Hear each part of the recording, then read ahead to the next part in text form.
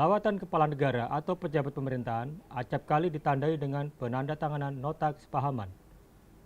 Nota kesepahaman atau Memorandum of Understanding atau MOU menyiratkan adanya keinginan kedua belah pihak penandatangan untuk mengembangkan hubungan dengan mengerjakan isi kesepahaman.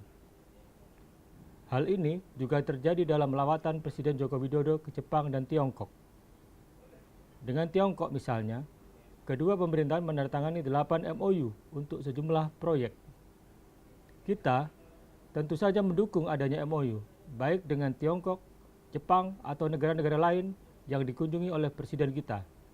Namun pada sisi lain, kita juga mesti awas bahwa ada jarak yang lebar antara MOU dan buahnya. Jika semua MOU yang pernah ditandatangani oleh kepala negara yang melawat ke luar negeri atau antara kepala negara kita dan kepala negara atau pemerintahan lain yang melawat ke sini berbuah, yakin sudah banyaklah kemajuan yang kita capai. Apakah itu di bidang ekonomi, teknologi, pembangunan infrastruktur, dan sebagainya. Dari berpuluh tahun hubungan dengan Jepang misalnya, sebenarnya amat mungkin kita mendapatkan kemampuan di bidang teknologi transportasi. Alih-alih mendapat teknologi, kita hingga hari ini masih terus menjadi pasar bagi produk otomotif Jepang.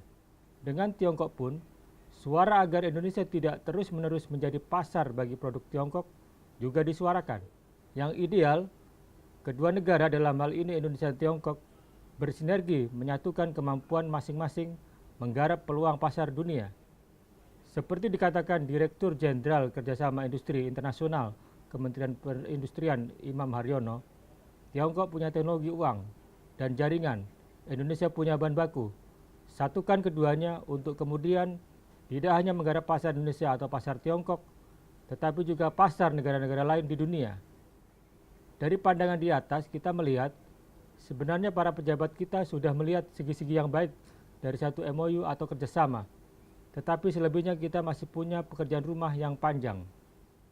Kita ingin mengingatkan kembali bahwa lebih positif daripada sekadar menyalahkan mengapa kita hanya dijadikan sebagai pasar Jepang atau Tiongkok misalnya, akan lebih berfaedah jika kita berintrospeksi.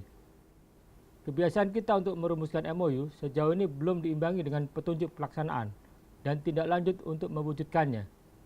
Dari presiden ke presiden, sudah banyak kita menandatangani MOU, tetapi kita hanya memetik sedikit saja kemajuan dan manfaat.